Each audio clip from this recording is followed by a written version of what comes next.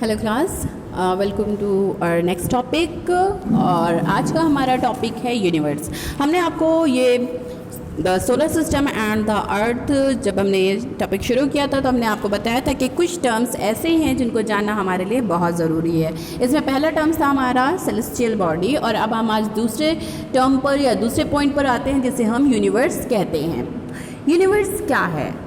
Universe को बहुत actually universe एक बहुत ही वाइड टर्म है, एक बहुत ही बड़ा टर्म है इसको समझने के लिए, क्योंकि इस पर जो स्टडीज़ हो रही हैं वो होती चली जा रही हैं। अभी तक हम इसके एंड तक नहीं पहुँचे, या हम ये नहीं कह सकते हैं कि हाँ हमने इसके बारे में पूरा सब कुछ जान लिया है।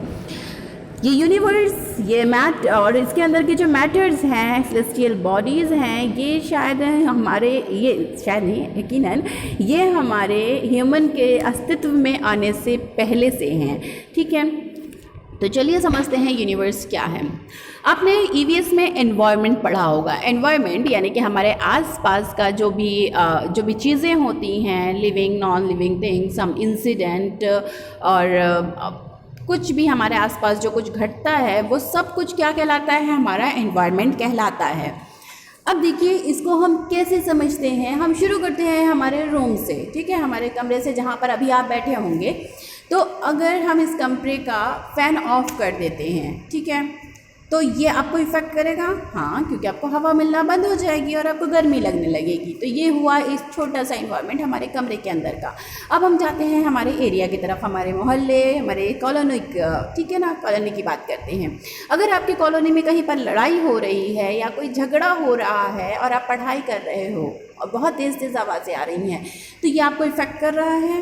बिल्कुल इफ़ेक्ट कर रहा है, आपको डिस्टर्ब हो रहा है।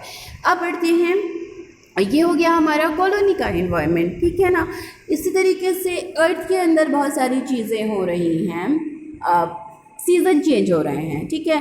गर्मी पड़ेगी तो आपको गर्मी महसूस होगी, सर्दी होगी, ठंड पड़ेगी तो आपको सर्दी लगेगी, बारिश होगी तो आपको उमस का एहसास होगा, बाहर जाने में तकलीफ़ होगी, कीचड़ हो जाएगा।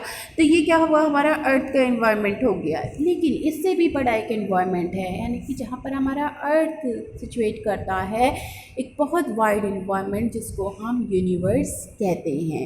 ये भी हमें बहुत ज़्यादा इफ़ेक्ट करता है। इसके अंदर बहुत बड़ी शक्तियाँ हैं जो हमें डायरेक्टली इनडायरेक्टली इफ़ेक्ट कर सकती हैं। क्यों? कैसे कर सकती हैं? क्योंकि हमारा अर्थ है जिसके बारे में हम जानते हैं कि वो रोटेट करता है। वो कहाँ रोटेट कर रहा है? सोलर सिस्टम में ना, हमारे जहाँ पर सन है उसके आसपास ही रोटेट कर रहा है, रेवोल्यूट कर रहा है। वो कहाँ पर, और सन कहाँ पर है? यूनिवर्स के अंदर है। तो ओवरऑल यूनिवर्स वो जगह है, वो इन्वायरमेंट है जिसके अंदर छोटे बड़े सभी तरीके के प्लैनेट आ जाते हैं, स्टार्स आ जाते हैं, खाली जगह, स्पेस, बहुत सारा स्पेस भी है यहाँ पर, जहाँ पर कुछ नहीं है वो भी आता है, लाइट्स भी आती हैं, इवन कि टाइम भी आता है, स्मोक, गैसेस, सारा कुछ। ये सब किसका हिस्सा है? यूनिवर्स का हिस्सा है। इसीलिए हमने आपसे कहा था यूनिवर्स एक बहुत बड़ा टर्म है, और यहाँ पर होने वाली घटनाएं हमें डायरेक्टली इनडायरेक्टली इफेक्ट करती हैं। अब जैसे देख लीजिए कि हमारे यूनिवर्स में एक बहुत ही घूमता हुआ एस्ट्रॉइड घूम रहा था, और घूमते घूमते वो हमारी पृथ्वी के पास आने वाला था। तब हमने क्या न्यूज़ सुनी थी कि 29 अप्रैल 2020 में हमारी पृथ्वी पर एक एस्ट्रॉइड टकराएगा, एक उल्कापिंड टकराएगा और पृथ्वी ख़त्म हो जाएगी। तो यानी कि हमारे यूनिवर्स में ऐसी बहुत सारी चीज़ें हैं जो हमें क्या करती हैं? हमें इफ़ेक्ट करती हैं, ठीक है। तो और जैसे कि सन भी हमारे यूनिवर्स का हिस्सा है, हमारे सोलर सिस्टम में आता है, लेकिन यूनिवर्स का ही हिस्सा है। यह हमें इफ़ेक्ट करता है। जब इसकी तेज़ी बढ़ती है तो गर्मी आ जाती है, जब इसकी तेज़ी कम होती है तो क्या होता है? सर्दियाँ आ जाती हैं।